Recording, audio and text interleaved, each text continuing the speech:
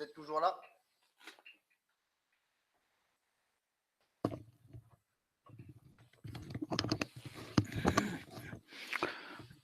Vous êtes toujours là? On est toujours là. Oui. Okay, super. Très bien. Alors, c'est reparti. Donc, on va aborder encore 2 points pour clôturer ce chapitre. Et on va donc parler d'un effet qui s'appelle l'effet de Runge et que je vous ai présenté dans le cours et que nous allons bien entendu illustrer en travaillant aussi un peu. Alors, attends. Ok, je voulais juste voir que j'étais bien en train de présenter et que nous allons illustrer bien entendu avec quoi? Je vous laisse terminer ma phrase. Avec MATLAB. Voilà, ça c'est bien. Alors, donc comme d'habitude, MATLAB online. Hop. Ici.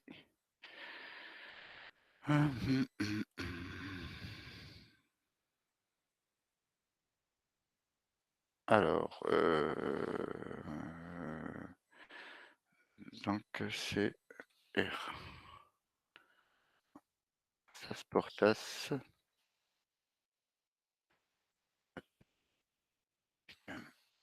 PMI.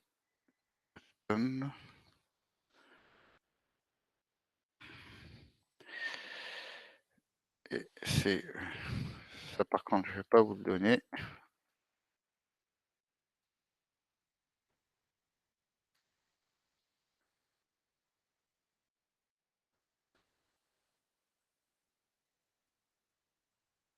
Voilà. On va donc illustrer ce qu'on appelle l'effet Runge à l'aide de MATLAB. Alors, donc déjà, on va regarder un petit peu de quoi il s'agit. Alors, imaginons que par exemple, voilà, on considère, on va prendre une fonction, la fonction f définie sur moins 5,5 par f de x égale à 1 sur 1 plus x au carré. Donc, la première question que je vous pose, c'est est-ce que vous êtes tous capables, au jour d'aujourd'hui, de pouvoir représenter graphiquement cette fonction, c'est-à-dire de taper les commandes qu'il faut sous MATLAB pour représenter cette fonction sur l'intervalle moins 5,5. Voilà. Dites-moi ce que vous savez faire ça, au jour d'aujourd'hui. Bah oui, je pense. Très bien. Vous pouvez me dicter les commandes à taper? Alors, on écrit fonction. Ah non. D'abord, je vais définir quoi? Qu'est-ce Bah, que je vais définir? la fonction f. Bon, oui, effectivement, je vais d'abord définir les abscisses. Le X. Donc exactement. Donc je vais définir déjà mon x. Donc je vais dire comme quoi x, il va de moins 5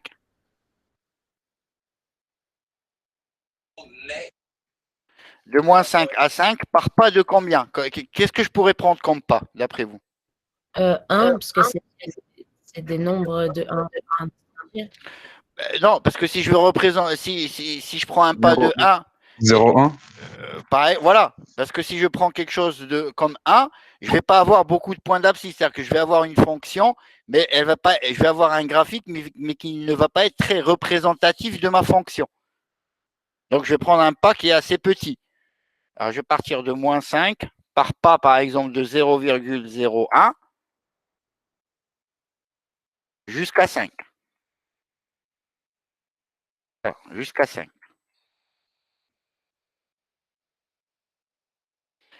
Et ensuite, j'ai plus grand chose à faire. Je vais tout simplement faire un plot.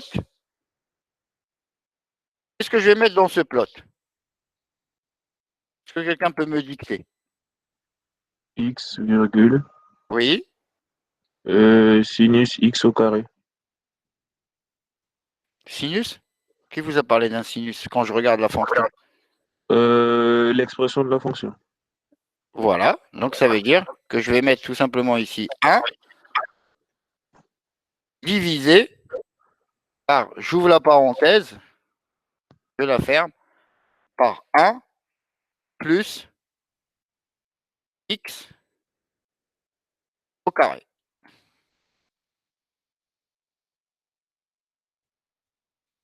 Et je vais appuyer sur Entrée. Et je vais donc avoir ici le graphique de ma fonction. OK. Est-ce que quelqu'un peut m'expliquer pourquoi j'ai mis un point et j'ai mis un point?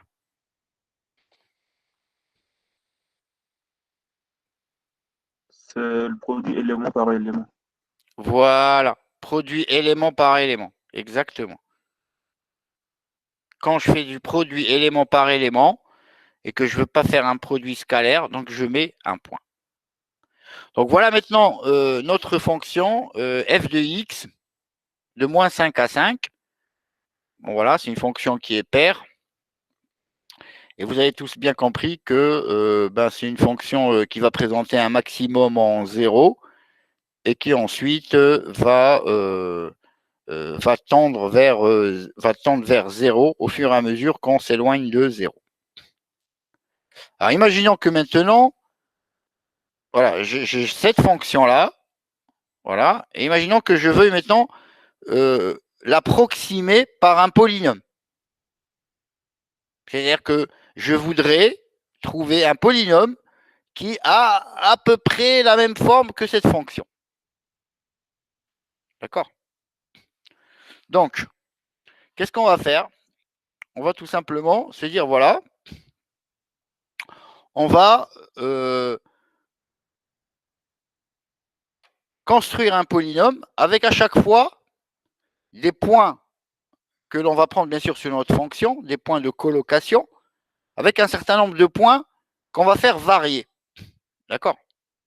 Donc voilà, imaginons que par exemple, je voudrais représenter ma fonction f par un polynôme de degré 5. Voilà, imaginons que je veux représenter f par un polynôme de degré 5, donc avec un P5, ici. Ça veut dire que ce polynôme P5, il va passer par combien de points de la fonction?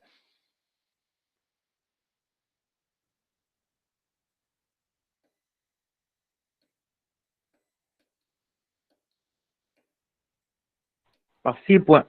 Exactement. Ça veut dire qu'il va passer par 6 points de la fonction. Donc, il va falloir que je définisse ces 6 points-là. D'accord? Alors, comment je peux définir ces 6 points-là? Ce n'est pas très compliqué, puisqu'en fin de compte, j'ai un intervalle ici qui va de moins 5 à 5. C'est-à-dire que j'ai un intervalle de longueur 5 moins 5. Donc, j'ai un intervalle de 10. Une longueur de 10. Je vais tout simplement écrire ici sous MATLAB. Donc, je vais définir les abscisses de mes points de colocation déjà en fixant n égale à 5. Donc, je vais mettre n égale 5. Ah, et je vais dire que grand X, il est égal à moins 5. Donc, je vais aller de moins 5 par pas de 10 sur n jusqu'à 5.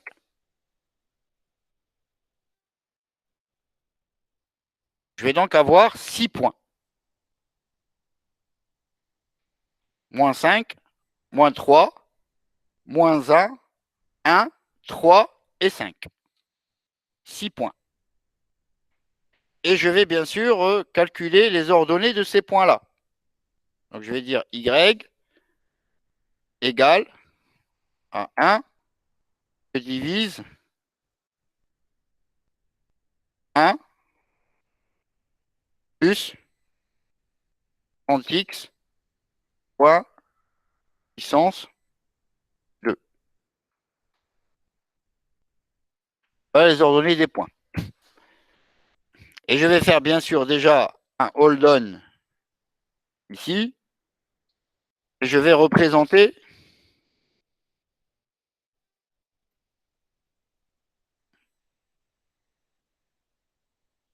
qu'est-ce qu'il y a? Error using gold. Line 100. Command option must be on or off. Eh bien, hold on. Ah oui, hold on. Voilà. Donc, je vais représenter ces points-là. Je vais faire un plot grand X, virgule, grand Y, virgule, sous forme de petits rangs. Voilà. Donc, j'ai 1, 2, 3, 4, 5 et 6. Voilà les 6 points. Et je vais bien sûr construire de moins 5 à 5 le polynôme qui passe par ces points-là. Donc ici, je vais tout simplement utiliser plot. Je vais faire un plot des abscisses petit x. Voilà. Et je vais bien sûr ici utiliser notre fonction qu'on a plusieurs fois utilisée, interpole Lagrange. Voilà. Et je vais lui donner en argument petit x, virgule grand x, virgule grand y pour les points de colocation. Et je vais donc ici afficher mon polynôme. Voilà. Donc là, je regarde. Hop.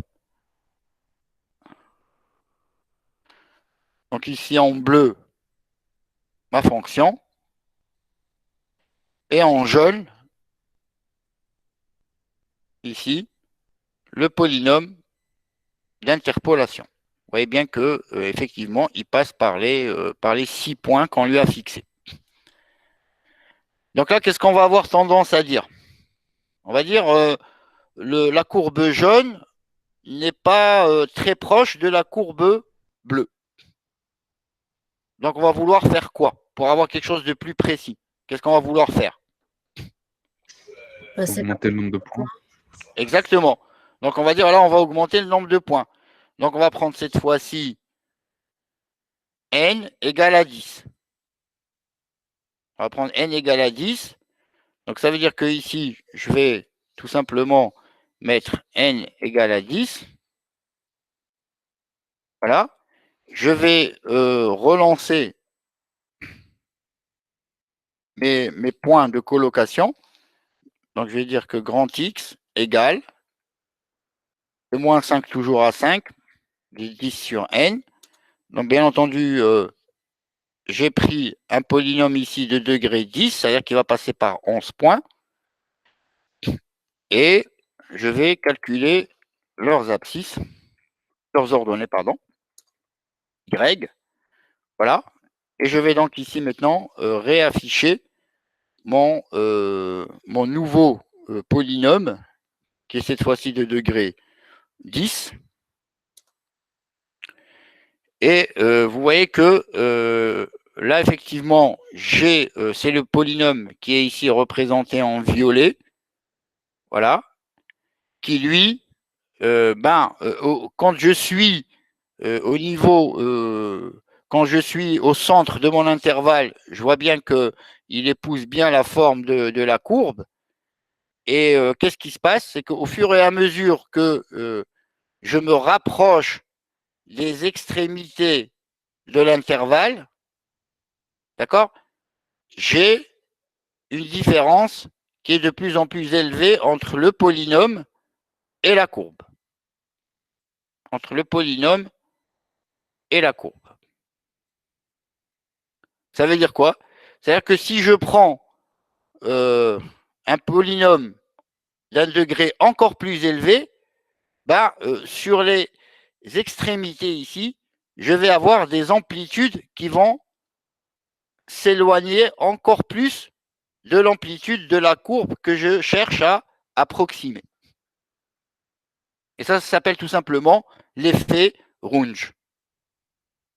Alors pourquoi est-ce qu'il faut le connaître cet effet? D'ailleurs, on peut le voir. Imaginons que je prenne maintenant n égale à 20. Voilà, je prends n égale à 20. Je recalcule mes points de colocation. Py. Voilà. J'affiche la courbe. Vous voyez que maintenant, j'ai des amplitudes tellement élevées sur le polynôme de degré 20 que je ne vois même plus ni la courbe que j'approxime, ni le polynôme quand je suis à l'intérieur, puisque par rapport à l'échelle de l'amplitude du dernier polynôme, ben ça, c'est complètement écrasé. D'accord? Donc, voilà un petit peu l'effet que ça va faire lorsqu'on va chercher à approximer de plus en plus une courbe par un polynôme de degré de plus en plus élevé. On va pouvoir bien le faire à l'intérieur, mais dès qu'on va se rapprocher des extrémités, on va avoir une erreur qui va aller en étant d'amplitude de plus en plus élevée. Alors, bien entendu, grâce au théorème qu'on a vu précédemment, on est en mesure de pouvoir quantifier complètement l'erreur que l'on commet lorsqu'on va approximer une courbe par un polynôme.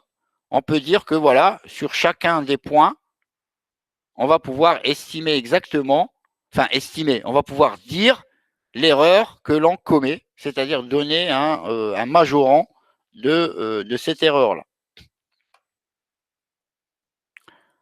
Voilà. Alors, vous allez me dire à quoi ça sert? Ben, comme d'habitude, ça va servir quand, si par exemple, je suis amené à devoir faire une interpolation sur une fonction.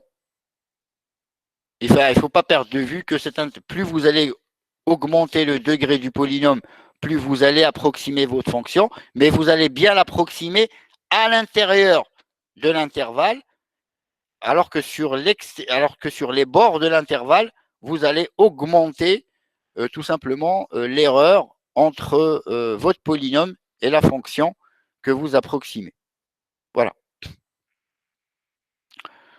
Donc ça, c'est les graphiques que vous allez bien entendu trouver dans le cours. Voilà, donc on constate que la courbe représentative de P10 est plus proche de celle de F, sauf aux extrémités. Ce phénomène est encore accentué pour n égale 20. On l'appelle effet de Runge.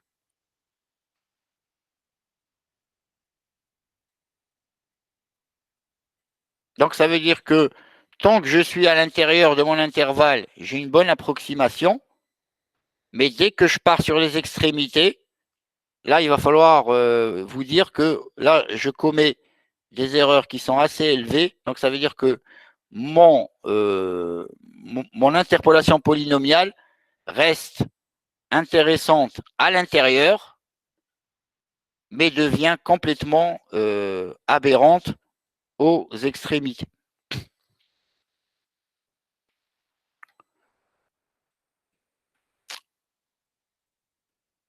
Est-ce que vous avez des questions?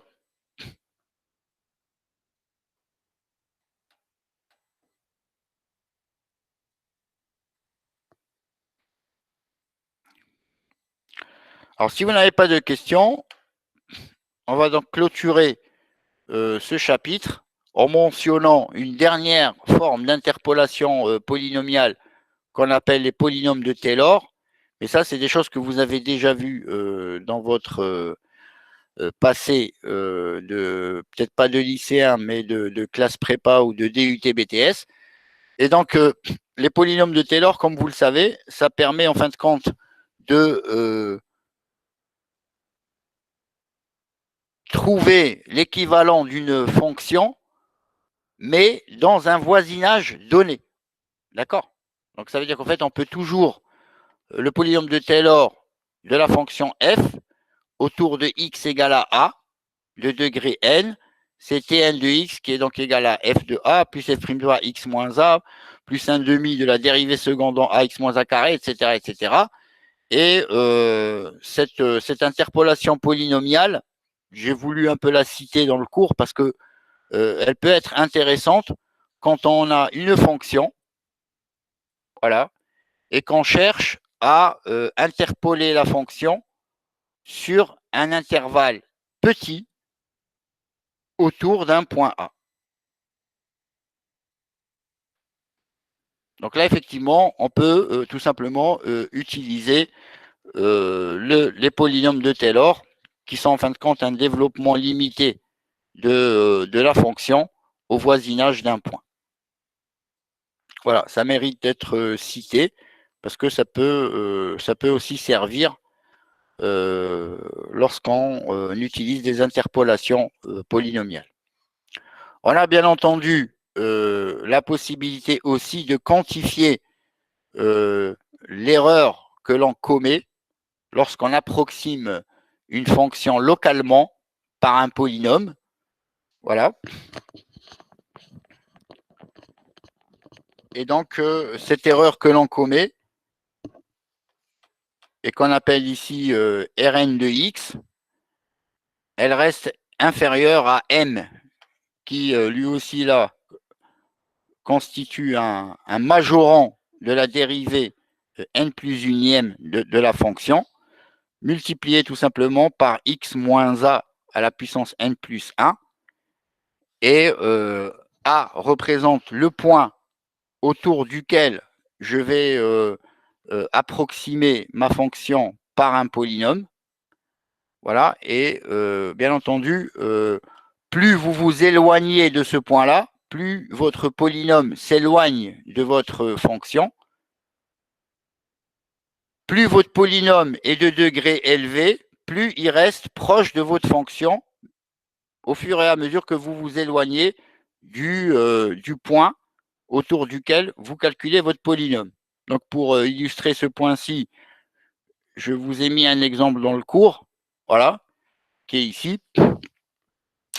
Imaginons que, par exemple, je m'intéresse à la fonction cosinus x, donc la fonction cosinus x entre moins pi et pi. Vous la connaissez tous, cette fonction-là.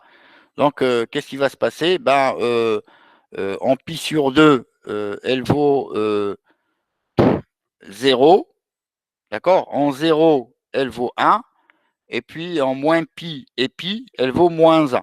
Donc, c'est la courbe bleue que j'ai représentée ici. La courbe bleue qui est ici, c'est un cosinus x. Alors, imaginons que je veuille approximer cosinus x par un polynôme autour de 0. D'accord? Donc, si j'approxime cosinus x par un polynôme autour de 0 et que je prends le polynôme de degré le plus bas, c'est-à-dire que je vais approximer cosinus x tout simplement par 1. Et je vois bien qu'au point 0, bah, cosinus de 0, ça vaut 1. Donc, cette approximation est tout à fait valable. Mais dès que je vais m'éloigner de 0, ben, vous voyez bien que mon cosinus, lui, ici, il descend. Tandis que cette approximation par un polynôme constant, elle reste constante. Donc, je vais commettre une erreur de plus en plus élevée en m'éloignant du point 0. Donc, dans ce cas-là, qu'est-ce que je dis? Je dis, ouais, mais c'est pas la bonne approximation. Il va falloir que je prenne quelque chose d'un peu plus précis. Ben, dans ce cas-là, je vais prendre la courbe 1 moins x au carré sur 2 factoriels. Et dans ce cas-là, je vais me retrouver avec cette courbe-ci, la courbe rouge, qui, elle, déjà,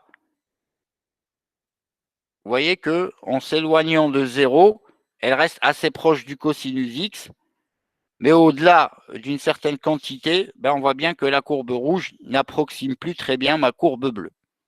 Et enfin, si je veux quelque chose d'encore plus précis, ben, il va falloir que je prenne un degré de plus. Donc, je vais me retrouver avec 1 moins x carré sur 2 factoriels plus x à la puissance 4 sur 4 factoriel. Et dans ce cas-là, ben, je vais me retrouver avec tout simplement cette courbe en vert ici. Voilà. Et avec cette courbe verte, ben, je vois bien que je suis beaucoup plus précis qu'avec la courbe rouge, ou bien entendu que la courbe constante que j'ai là. Voilà un dernier exemple au fait d'interpolation polynomiale localisée, hein, je dis bien localisée, autour d'un point, et qui peut nous servir notamment lorsqu'on fait des calculs de dérivés ou de limites. Ça peut permettre de mener des calculs jusqu'au bout. Voilà. Donc tout ça nous amène à clôturer ce chapitre qui est donc le chapitre 4, interpolation polynomiale. Et bien entendu, c'est un chapitre qui fera l'objet probablement d'au moins un exercice lors du partiel que vous aurez en analyse numérique. Avez-vous des questions?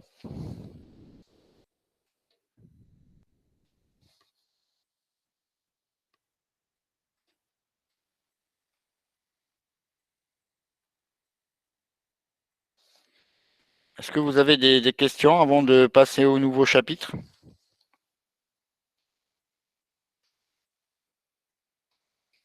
Monsieur, Oui, je vous écoute.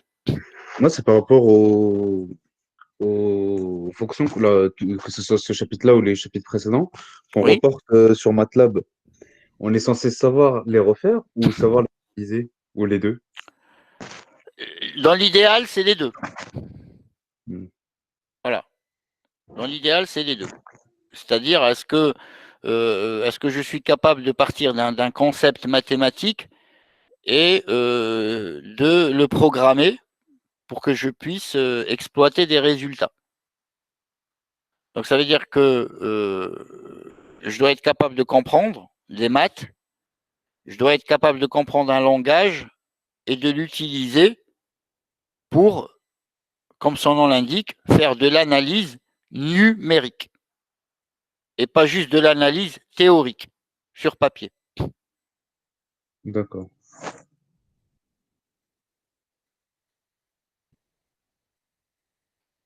Dans l'idéal, ça aurait été, vous êtes dans une salle, vous êtes équipé de machines, vous avez un problème de maths, vous devez fournir des résultats numériques.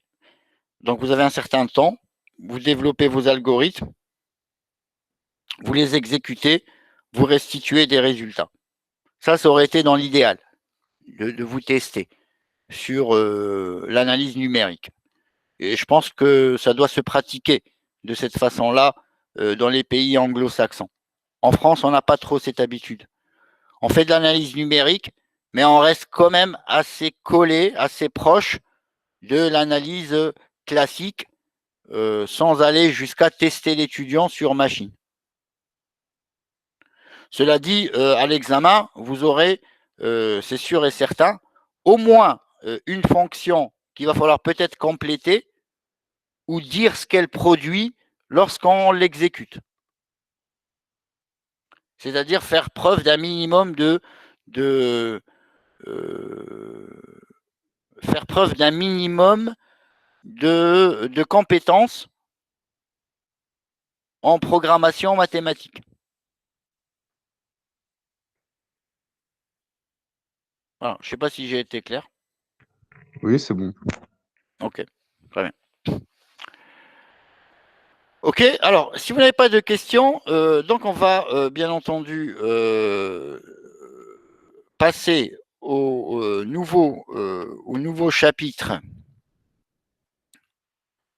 qui va nous occuper pas beaucoup de temps puisqu'il est relativement court.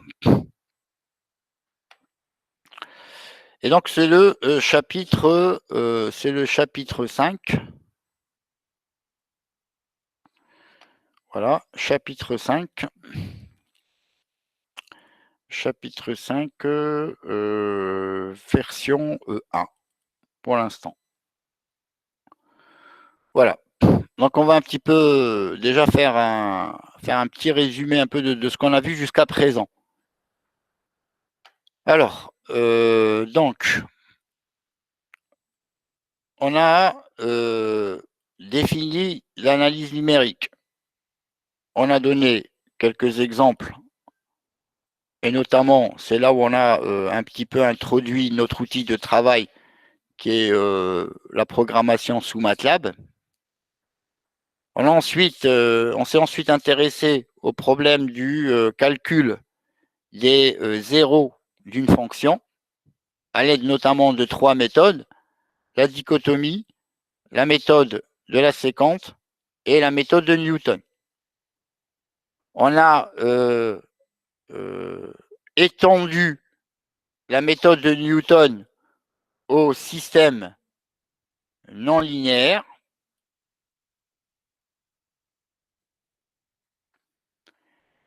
Et on a également utilisé MATLAB pour pouvoir trouver des solutions à des systèmes non linéaires.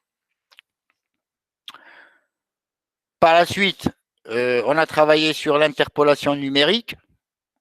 Donc, on a expliqué ce que c'était, à quoi ça sert, comment la faire. Et on a bien entendu terminé le chapitre de l'interpolation numérique en relevant les imperfections de cette interpolation, notamment lorsqu'on augmente le degré du polynôme, l'effet que ça produit sur les extrémités de l'intervalle d'interpolation. Voilà. Et en fin de compte, j'ai terminé complètement le chapitre en vous rappelant ce que c'était que les polynômes de Taylor, qui sont une forme d'interpolation qui reste une interpolation localisée, bien entendu, autour d'un point. Voilà où est-ce qu'on en est au jour d'aujourd'hui, c'est-à-dire le 10 décembre 2020 à 15h20.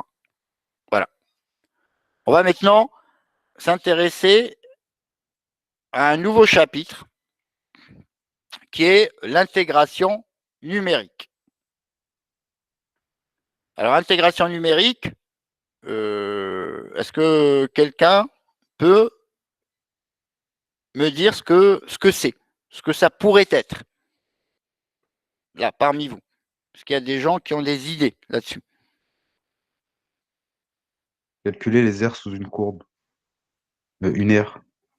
Exactement. Donc, je dois calculer une aire, une surface, sous une courbe, et je vais donc le faire de manière numérique. Voilà. Et c'est exactement ça. Alors, pourquoi est-ce que je vais le faire de manière numérique? Parce que tout simplement, voilà le problème qui se pose à nous. Donc, le problème de l'intégration numérique se présente de deux façons différentes. Une fonction f de x est connue par quelques-uns de ses points. Comment fait-on pour estimer la valeur de l'intégrale alors que l'expression analytique de f de x n'est pas connue? Donc ça, ici, on n'a vraiment pas le choix. C'est parce qu'au fait, je ne dispose que des points d'une fonction dont je ne connais pas l'expression analytique. Et il va falloir estimer une surface.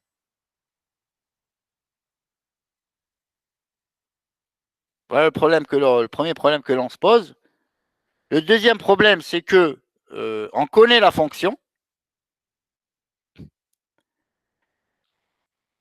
On veut calculer son intégrale. Mais le problème, c'est que on ne sait pas trouver la primitive de notre fonction.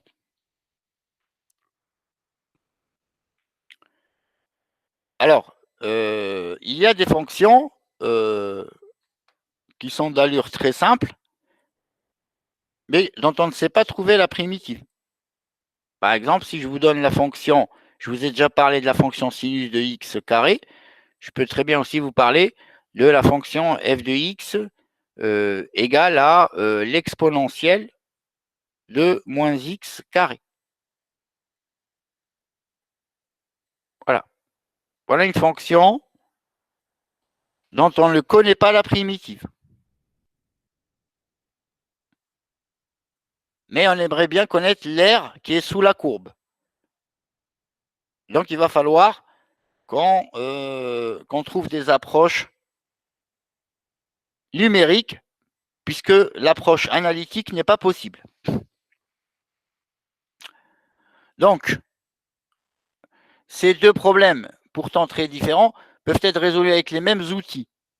Donc, comment est-ce qu'on va faire? Ben, en fait, étant donné que, en fin de compte, on a comme information que des points, et qu'on s'intéresse à la courbe, à l'aire qui est sous la courbe passant par ces points-là, ben, ce qu'on va faire, c'est qu'on va tout simplement calculer le polynôme d'interpolation qui passe par ces points-là, et on va faire donc une estimation de notre surface en intégrant notre polynôme.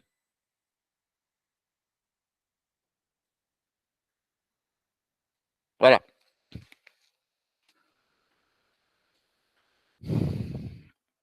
On va donc aborder, voir deux méthodes. C'est les méthodes les plus courantes, les moins coûteuses en temps de calcul et les plus efficaces en termes de résultats.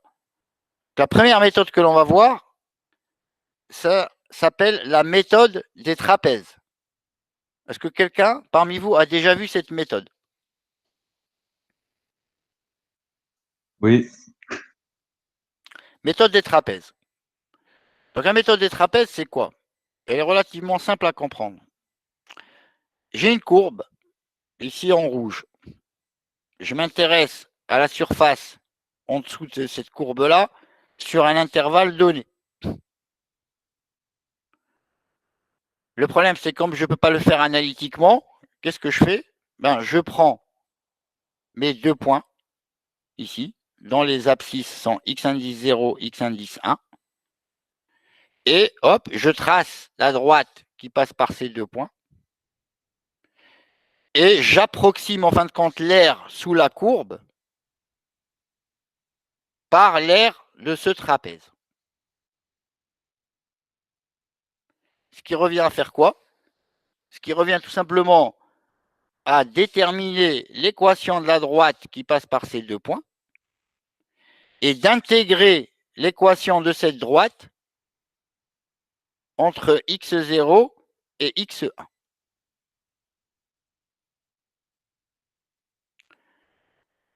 Est-ce que vous reconnaissez tous que ce que j'ai ici dans cette intégrale,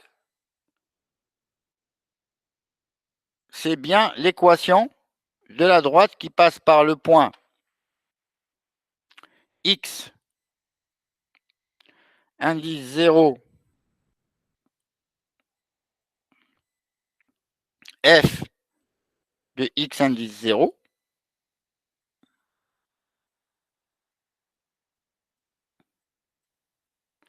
et x indice 1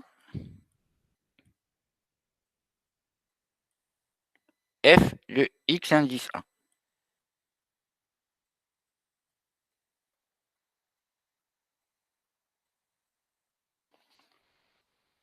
Je vous écoute.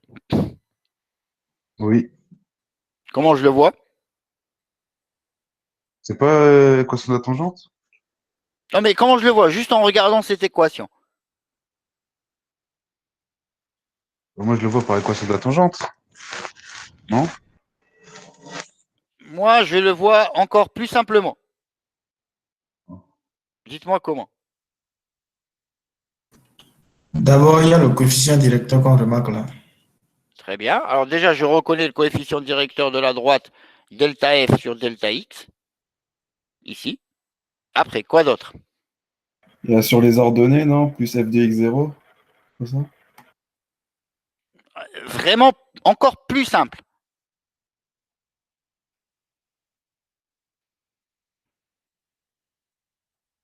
Comment je vois que c'est bien, que cette équation que j'ai ici correspond bien à cette droite-là?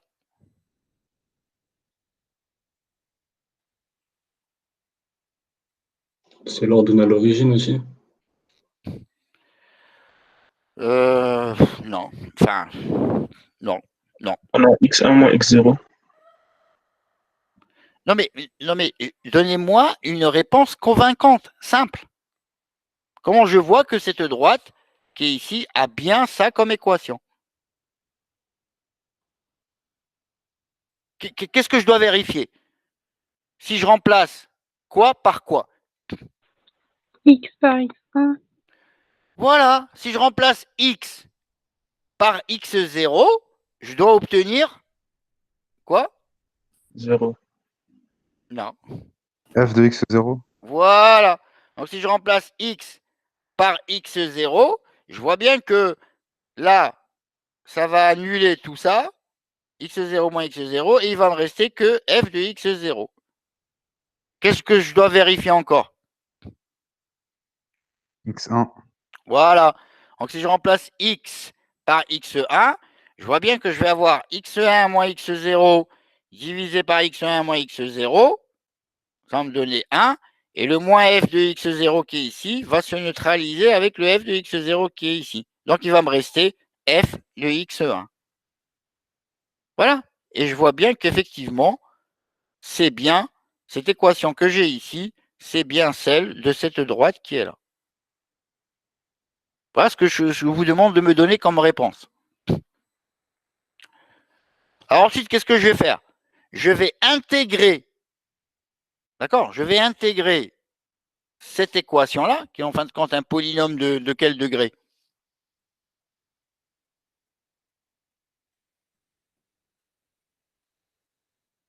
Degré 1. Exactement. Donc ça veut dire que je vais intégrer un polynôme de degré 1. Donc ça veut dire que je vais devoir calculer une primitive qui, elle, sera de quel degré? Degré 2. Voilà, de degré 2. Et je vais donc prendre son différentiel entre x0 et x1. Et quand j'aurai terminé tout mon calcul, je vais obtenir f de x1 plus f de x0 divisé par 2, multiplié par x1 moins x0. Donc x1 moins x0, c'est h, ici. Donc j'aurai h divisé par 2, f de x0 plus f de x1. Et donc ça correspond à la surface de ce trapèze que vous avez ici. Donc la surface ici représentée en violet.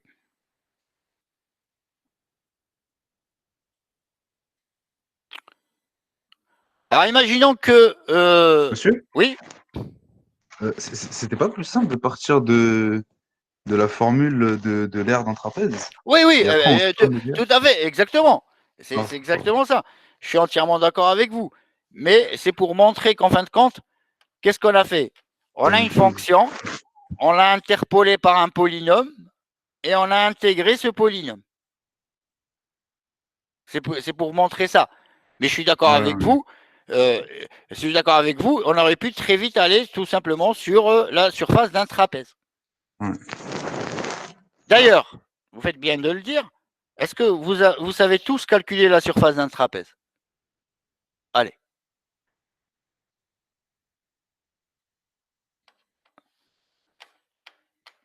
Voilà, vous voulez qu'on travaille avec les trapèzes directement, on va le faire.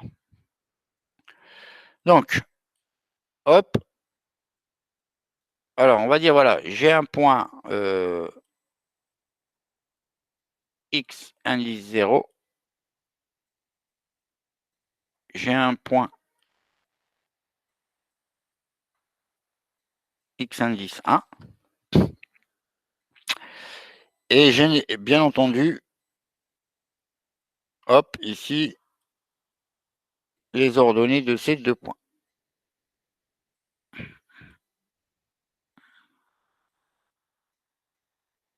Voilà. Donc j'ai ici f de x0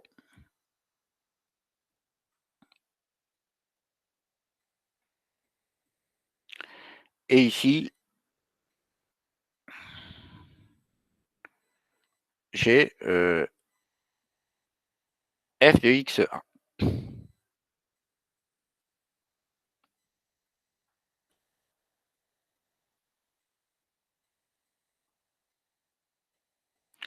Voilà. Et donc je m'intéresse à la surface de ce trapèze. Donc on va faire comme il a dit notre camarade. On ne va pas s'embêter à intégrer un polynôme de degré 1, etc., etc. Comment on aurait fait comme ça, directement? Qu'est-ce qu'on aurait fait? Bah là, on fait la surface, ça vaut f de x0 plus f de x1 qu'on multiplie à x1 moins x0 et qu'on divise par 2. Mais ça, c'est parce que vous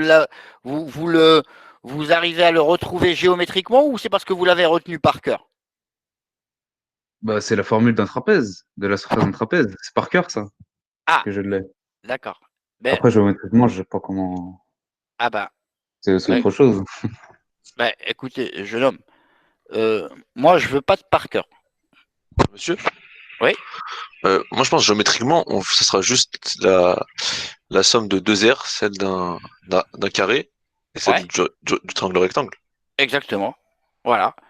Notre camarade a tout à fait raison. Je peux très bien dire, voilà, c'est celle d'un rectangle plus celle d'un. Là. D'un carré. D'un triangle rectangle. Voilà. Ah oui, du carré et du triangle rectangle. Ici, j'ai un triangle et ici, j'ai un rectangle. Donc, je peux très bien faire comme vous dites et je vais retomber sur la même formule. Bon. Alors, imaginons que, voilà, je veux faire quelque chose d'encore plus simple que ce que vous dites. Qu'est-ce que je pourrais faire?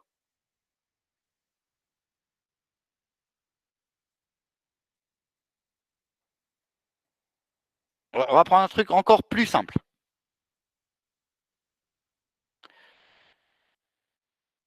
Je vais, hop, prendre le point qui est au milieu ici de f de x0 et f de x1. Alors, je vais prendre ce point-là. Ce point-là, et qu'est-ce que je vais faire? Je vais dire, voilà, alors je vais essayer d'être le plus précis possible, c'est pas toujours évident quand on ne fait pas ça au tableau. Voilà. Je vais dire, au fait, comme j'ai voilà, j'ai vieilli, Alzheimer, tout ce que vous voulez, j'ai oublié la formule du trapèze et je vais quand même la retrouver géométriquement. D'accord? Donc, qu'est-ce que je vais faire? Je vais dire, je vais m'intéresser à cette surface-là que je suis en train de retracer ici en violet.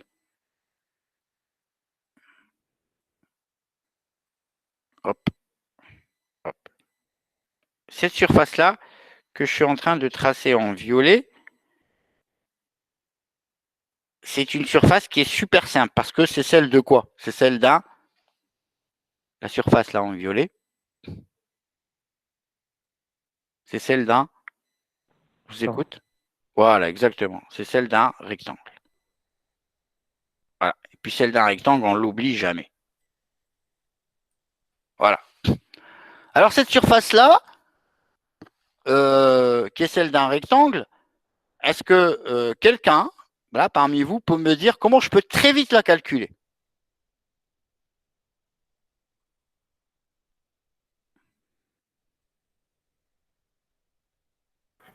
Longueur fois largeur. Exactement, longueur fois largeur. Donc ici, la largeur, elle vaut combien? Combien elle vaut la largeur de ce rectangle? X1 moins x0. Voilà, Moins 0. exactement. Donc je vais écrire x1 moins x0. Très bien. Et la hauteur ici, c'est quoi? Combien elle vaut?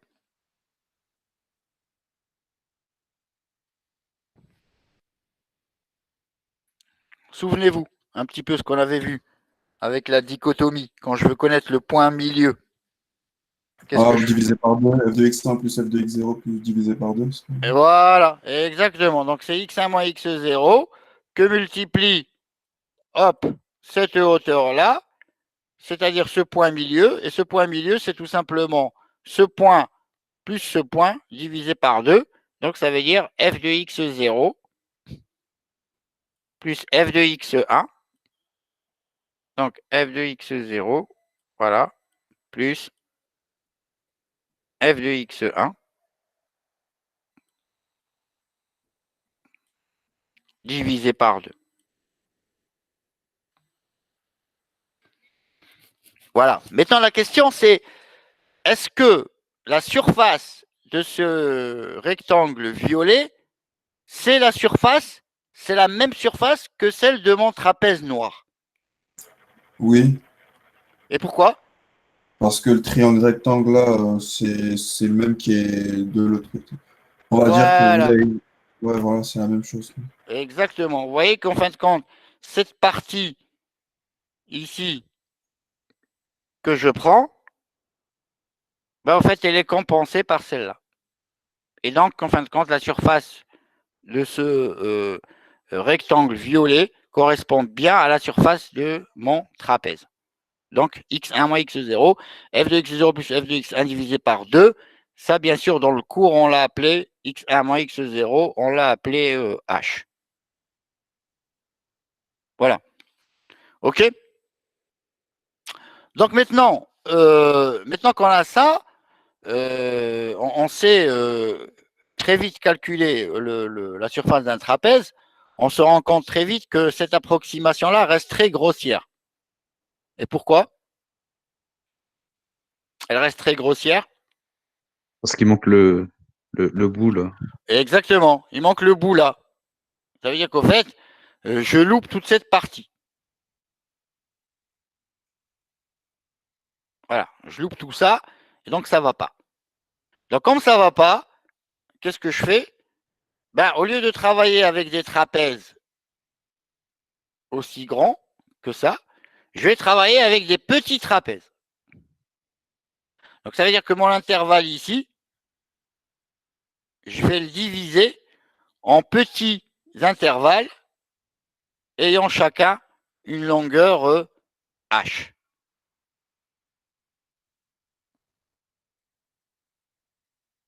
D'accord? Ça veut dire le pas. C'est un pas avec lequel je vais diviser mon intervalle de travail. Donc, vous voyez bien que ici, ben, j'ai un pas h qui est bien entendu plus petit que celui-ci, ce qui me permet en fin de compte de construire ici sur cette figure 6 trapèzes élémentaires, 1, 2, 3, 4, 5, 6, et de calculer chaque surface de ces trapèzes-là, élémentaires. Ça va me donner une meilleure approximation de la surface sous la courbe. Donc, qu'est-ce que je vais faire? Ben, je vais appliquer tout simplement la formule du trapèze à chacun de ces trapèzes élémentaires. Donc, le premier, il part de x0 jusqu'à x0 plus h. Donc, f de x0 plus x0 plus h fois h sur 2. Le deuxième, il commence ici, il se termine là. x0 plus h, x0 plus 2h. Je vais continuer ainsi jusqu'au dernier, qui lui commence en x0 plus 5h et qui se termine en x indice 1. Et je vais donc additionner ces surfaces élémentaires pour obtenir quelque chose de plus précis. D'accord? Donc voilà un petit peu la méthode des trapèzes. Elle est super simple. Elle est vraiment simple. Donc maintenant, ce que moi j'attends de vous, c'est de savoir est-ce que vous êtes en mesure de pouvoir tout simplement programmer, développer, implémenter la fonction qui calcule la surface sous forme de la somme de trapèzes élémentaires. Donc voilà je dirais le concept de base mathématique. Est-ce que vous êtes capable de transformer ce concept mathématique en un concept algorithmique? Voilà, comme ça, brut de fonderie. Oui, Oui? oui. Tout le Enfin, monde je en est pense. capable? Non. Bah voilà, alors c'est pour ça que je vous dis. Je sais bien que c'est pas facile de. Alors, bon, l'idée c'est quoi? L'idée c'est qu'on essaye de construire ensemble cette fonction. Alors, on va, on va le faire ensemble. On va le faire ensemble progressivement.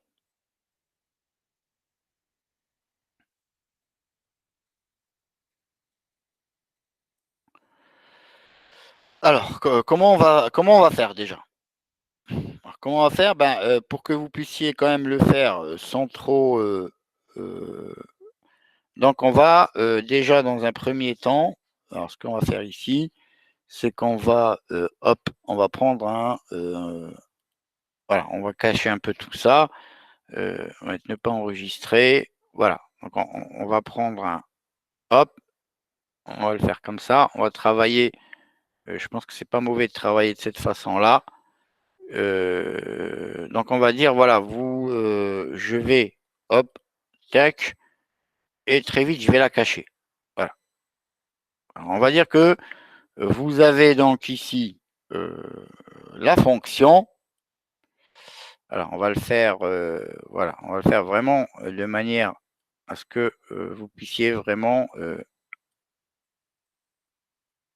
voilà, voilà. Alors on va le faire. D'ailleurs, monsieur, Oui. c'est possible de la faire de manière récursive, celle-là, non? De manière récursive. Oui.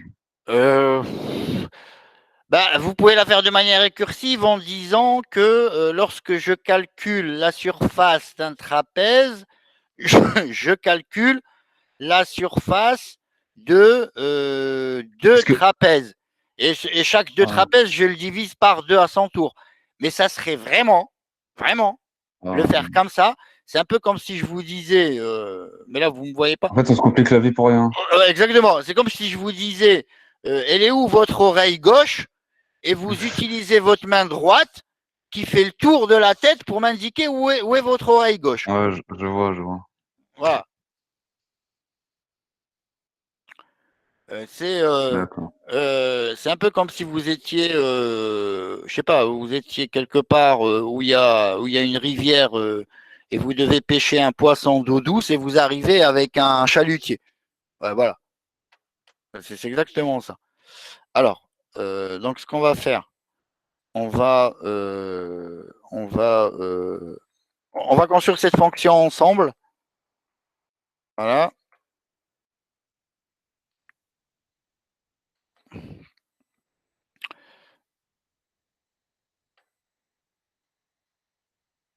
Voilà. Donc voilà, je vous donne un peu déjà le début et la fin. Alors, qu'est-ce qu'il peut bien y avoir dans cette fonction?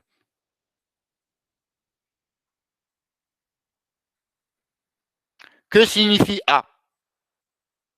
Que signifie B? Que signifie H? X0, X1 et H, c'est la hauteur, non? C'est pas ça? Non. A, ça signifie, vous avez raison, le début de mon intervalle, l'extrémité gauche. B signifierait l'extrémité droite. Et H signifierait quoi? La pente. Non. La longueur entre les deux? Entre B et A? Non, pas tout à fait. La hauteur. Non plus. Ça va signifier le pas avec lequel je vais travailler pour aller de A jusqu'à B. En fait, c'est la distance entre chaque petit trapèze. Exactement. C'est exactement ça. C'est-à-dire ce qu'on a vu ici dans le cours. Alors, et où notre cours? Il est là. Ça.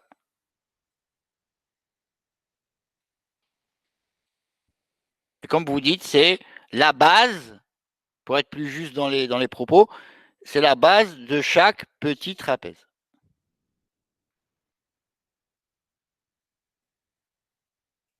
Donc, ce que je donne à cette fonction, en fin de compte, je lui donne 3 arguments. Hein, je lui donne 3 arguments, en fin de compte, à cette fonction.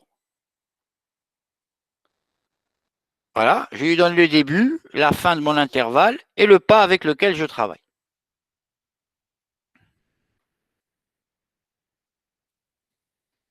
Alors, qu'est-ce qui va se passer? Maintenant, qu'est-ce qui va se passer? Cette fonction-là, elle va devoir faire quoi? Déjà, il faut toujours conceptualiser les choses dans votre tête. Qu'est-ce qu'elle va faire? Dites-le moi oralement. Elle est chargée Elle de va faire faire quoi? la somme de chaque R. Exactement. Elle va faire la somme de chaque R. Donc, ça veut dire qu'elle doit auparavant calculer quoi? Ben, les R. Les R. Donc, ça veut dire que, quelque part, il va falloir que je fasse une somme. Une somme Il de... faut l'initier. D'accord, donc ben, c'est une somme que je vais faire. Et il va falloir que je fasse une somme de surface élémentaire. Chaque surface représente celle d'un trapèze, d'un petit trapèze. Donc, étant donné que je vais faire une somme et que cette somme-là va être restituée dans la variable y, puisque j'ai écrit fonction y égale à ça, donc ça veut dire que cette variable y, je dois l'initialiser à combien? À 0. À 0, exactement. Voilà. Donc, il faut que j'initialise cette variable à 0. Très bien. Alors, une fois que j'ai initialisé cette variable à 0, et qu'après, je vais faire un traitement où je vais calculer des R élémentaires et je vais les additionner. Donc, ça veut dire que qu'est-ce que je vais bien pouvoir retrouver comme structure? Il faut une boucle for. Exactement. Je vais faire une boucle for. Voilà. Donc, je vais faire une boucle for et je vais dire, voilà, for x égale à A par pas de H jusqu'à B moins H. Et qu'est-ce que je vais faire à l'intérieur de cette boucle for?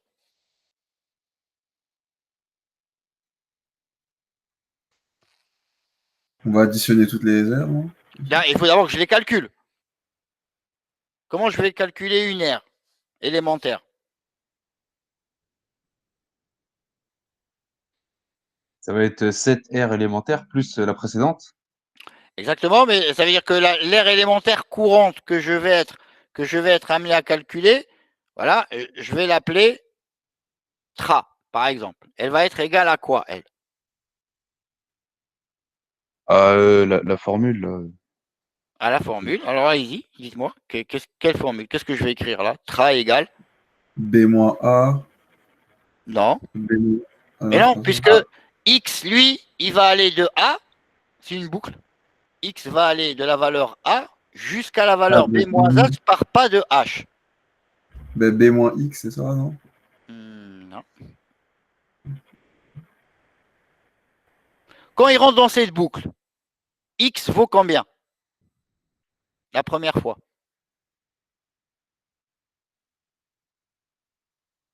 À la première fois. C'est qui X, monsieur? Il est là. A. Exactement, il vaut A. La première fois qu'il rentre dans cette boucle, X vaut A. Et donc, je vais devoir calculer la surface élémentaire qui se situe entre A et quoi d'autre? La première surface élémentaire. Et A plus H. Donc, ça va être entre X et X plus H. Plus H. Donc, je vais tout simplement avoir tra qui va valoir H sur 2 f de x plus f de x plus h.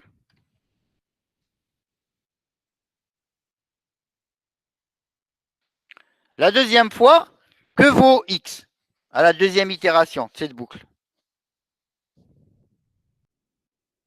A plus H. Exactement. Donc ça veut dire que je vais aller de a plus h à combien? À a plus 2H. Exactement.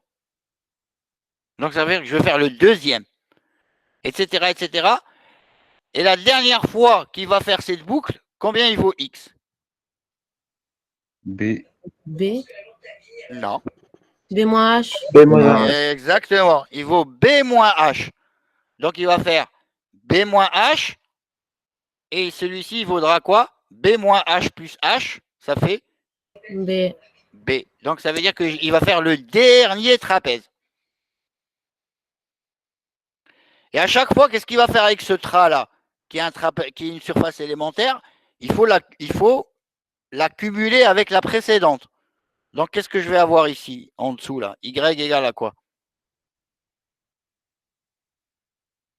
AY plus tra. Exactement. AY plus tra, tout simplement. Monsieur? Oui? On le définit où, H? Vu que H, c'est B moins A sur... H, c'est nous qui le donnons au moment où j'appelle la fonction. Ah, ok. Et ici, ma fonction, voilà, ma fonction ici, ben, elle est définie dans un fichier. D'accord? Alors, imaginons que vous devez faire à la main. Voilà, imaginons qu'on vous demande de faire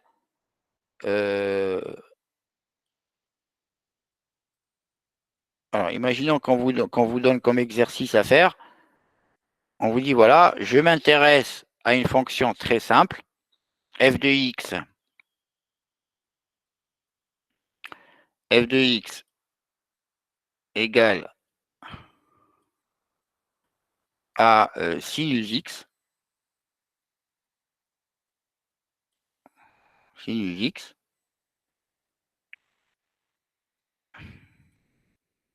sur l'intervalle 0 pi. Voilà. Et que on veut, par la méthode des trapèzes, I de t, je l'appelle I de t, I comme intégrale, t comme trapèze, I de t, je veux que ce I de t soit une approximation de la vraie intégrale de 0 à pi de f de x d de x. F de x d de x.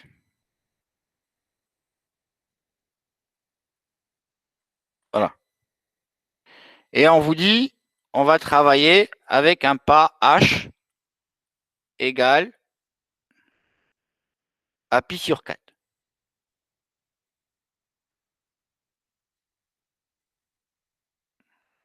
Voilà.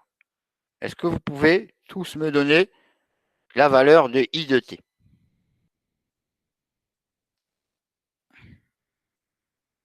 Là, maintenant, je vous donne 5 minutes pour faire cet exercice.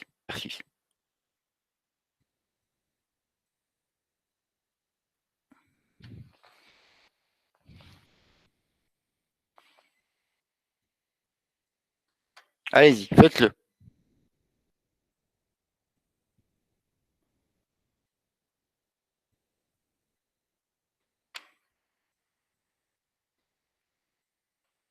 Faites-le à la main et on le fera après avec MATLAB. Voilà. Alors déjà, est-ce qu'à la main, vous savez le faire?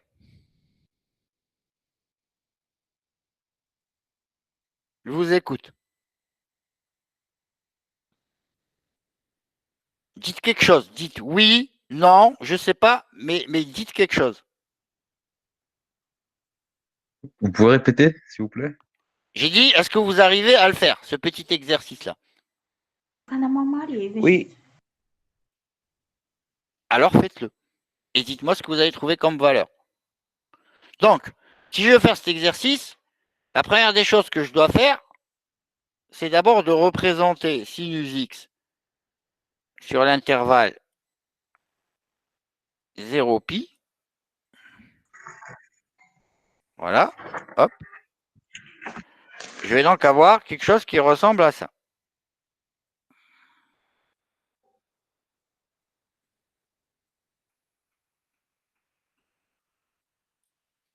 Voilà. Donc, on m'a dit de travailler avec quoi? Avec un pas de pi sur 4. Donc, pi sur 4.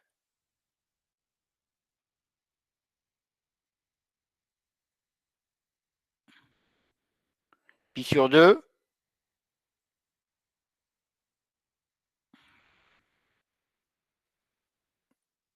Trois pi sur 4.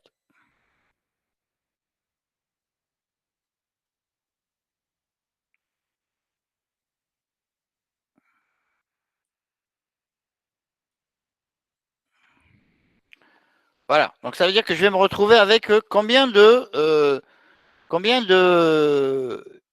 trapèzes?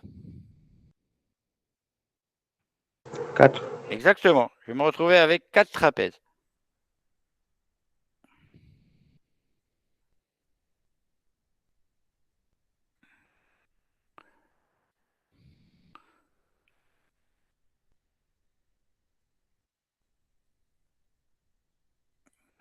Alors, je vais me retrouver avec 4 trapèzes qui ont chacun une base égale à combien?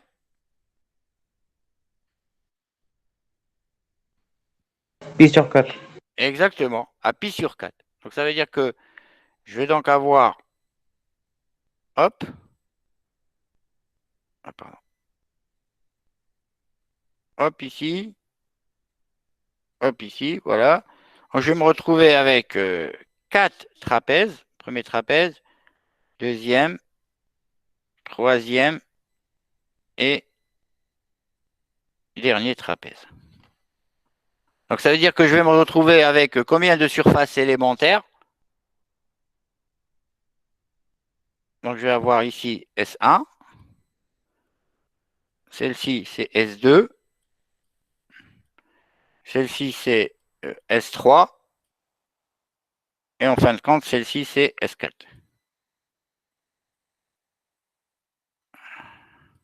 Voilà. Donc, ça veut dire qu'en fin de compte, je vais pouvoir dire comme quoi I de t, ça va être égal à somme de I égale à 1 jusqu'à 4 des SI. Très bien. Alors maintenant, j'attends de vous de pouvoir calculer S1, S2, S3 et S4 et de me dire combien vous avez trouvé en fin de compte pour chacune de ces surfaces élémentaires, voire me donner directement la somme totale. Monsieur, voilà.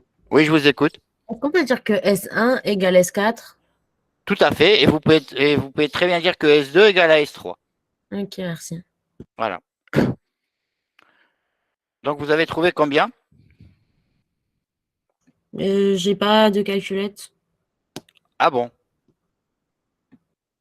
Vous avez MATLAB? Ben, mon abonnement il s'est fini, du coup ça marche pas. Ben, vous réessayez, il va vous redonner encore un mois. D'accord. Et vous n'avez pas de calculatrice? Non, non, pas sur moi là. Pourquoi là vous êtes où? Là vous êtes normalement en train de suivre votre cours à distance? Bah oui. Donc ça veut dire que vous avez vos affaires avec vous? Oui, mais... Ok, bon, alors c'est peut-être indiscret ce que j'ai posé comme question.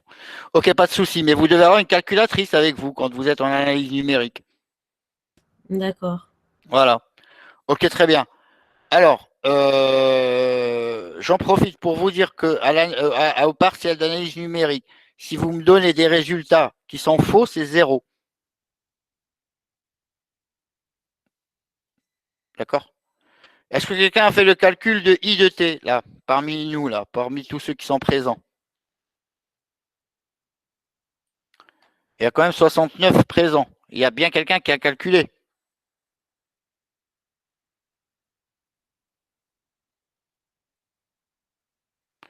Et si vous utilisez votre calculatrice, n'oubliez pas de la mettre en radian.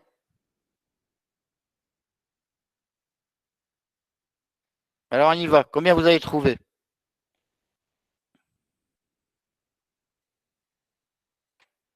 Je vous écoute.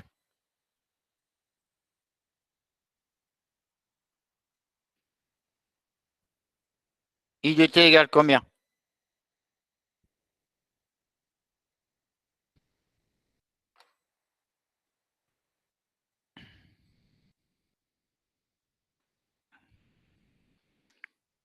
Voilà. Est-ce que monsieur Aïza a trouvé? Monsieur Amozou, Avi Guillaume, Awango, Balzinger, Basta, Benal, Bibi, Blangy, Bouramtan. Tout ça là. 70 là, les 70 présents. Qui a fait ce calcul?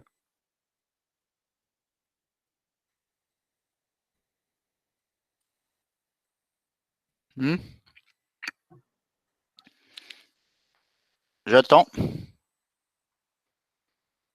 On doit trouver quelque chose de précis ou Déjà, comment je le fais ce calcul? Vous savez le faire ou pas? Comment je vais calculer S1? C'est la surface d'un trapèze. Oui, Et on vient de voir que je sais calculer la surface d'un trapèze. oui. Alors, comment je vais calculer S2 par exemple? S2. S2 là. Si je veux calculer S2. Je travaille avec quel pas on a dit? Avec pi sur 4. Donc je dois le diviser par combien? Par 2. Donc ça va me faire pi sur 8. Voilà. Et ensuite, je vais multiplier ce pi sur 8 par quoi? Par sinus pi sur 4 et sinus pi sur 2. Voilà. Donc sinus de pi sur 4 plus sinus de pi sur 2.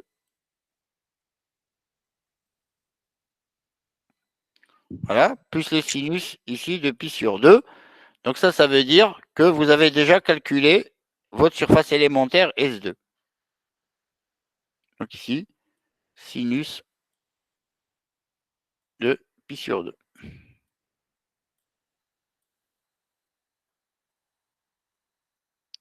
Voilà. On a S2 qui va être égal à S3. Donc il va falloir aussi calculer S1 qui est égal à S4. Et vous faites la somme de tout ça. Et vous donnez le résultat. OK? Ça fait pas 2, non? Non, ça va faire quelque chose de moins de 2. Donc je vous laisse faire ce calcul. Et bien entendu, si on voulait le faire avec MATLAB, donc si on voulait le faire avec MATLAB, il est passé où MATLAB? Mais monsieur, j'ai une question, il y aura forcément une marge d'erreur si on utilise la méthode des trapèzes, parce qu'il y a toujours. Exactement, il va y avoir effectivement une marge d'erreur. Voilà. Mais si je fais ça à la main avec juste les intégrales, je vais pas trouver la Oui, même valeur. mais ça c'est parce que vous savez le faire. C'est sinus, une fonction qui est facile. Oui, voilà. Voilà. Mais c'est pour donner un exemple. Alors imaginons que on le fait avec MATLAB. Hein, comme ça, parce qu'après j'ai une autre réunion. Imaginons qu'on le fasse avec MATLAB. Il va falloir que je tape quoi comme commande ici? Ben, A égale à 0, B égale à pi. Non. D'abord, le nom de la fonction. Int. Voilà, int. A. Et qu'est-ce que je vais lui donner? 0, 0. Voilà. 0, virgule. 3,14. Ouais, 3,14. Pi. Avec Pi. Voilà. Et le pas. Donc ici, qu'est-ce que je vais mettre? Pi sur 4. Voilà. Pi divisé par 4. Et il va me calculer 1,8961. Et si j'augmente la précision, c'est-à-dire que si je diminue le pas, donc je prends par exemple pi sur 16, il va me donner quelque chose qui va se rapprocher de plus en plus de quoi? De la valeur. Voilà, exactement, de la valeur théorique qui est 2. Donc, si je prends ici 32, voilà, j'obtiens un résultat. Je vais encore affiner. Je prends 64, 99, 96. Je vais prendre 128, 99, 99. Ça veut dire que si je prends encore quelque chose de plus élevé, donc je prends ici 256, voilà, j'obtiens 2.000. Bien entendu, c'est jamais, il ne va pas me donner 2 points, c'est parce que là, je suis en 4 décimales. Donc, si je regarde format long, voilà, que je relance le dernier calcul, donc j'ai, vous voyez qu'il a pris 1,99. Comme il a vu que le 5e digit était supérieur à 5, il a arrondi. Et donc, du coup, il nous a donné 2.000, alors qu'en réalité, il a trouvé 1, 99, 99, 74, 90, etc. Ça veut dire que si je monte ici encore, voilà, puis divisé par 512, tac, vous voyez bien que je ne fais que tendre, en fin de compte, vers 2. Voilà, je fais que tendre vers 2 quand je suis dans ce format-là. Et quand je me remets en format short, ben, il fait un arrondi.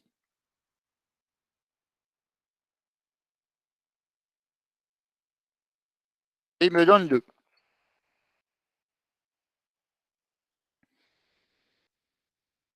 OK? Vous avez pris le temps de noter la fonction? Alors, bien entendu, func, ici, c'est une autre fonction. C'est un autre fichier dans lequel on a défini notre fonction. Et notre fonction qu'on a définie, bien sûr, c'est, puisqu'on travaille avec y égale à sinus x. Si j'avais une autre fonction, j'aurais écrit une autre fonction ici. Et j'aurais utilisé, bien sûr, la même méthode, qui est donc la méthode des trapèzes. Voilà. Avez-vous des questions sur ce début de chapitre 5?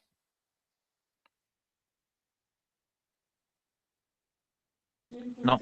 Monsieur, est-ce que vous pouvez remontrer votre fonction M, s'il vous plaît? Laquelle de fonction?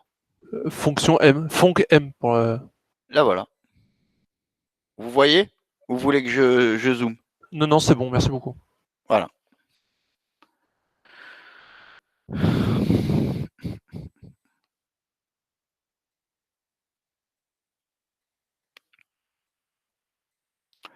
C'est bon? Je peux, si vous n'avez pas de questions, je peux clôturer le cours? Oui. Ok, très bien. Ok. Bon, ben, écoutez, ben, je vous remercie pour votre présence. J'espère que vous avez compris tout ce que j'ai raconté aujourd'hui. Et je vous donne donc rendez-vous la semaine prochaine, ce qui constituera donc notre, pas notre dernier cours d'analyse numérique, mais notre dernier cours avant les vacances de Noël. Voilà. Très bien. Merci pour votre présence et bonne fin d'après-midi. Bonne journée. Au revoir. Bonne journée, au revoir. Au revoir. Au revoir. Au revoir, monsieur. Au revoir.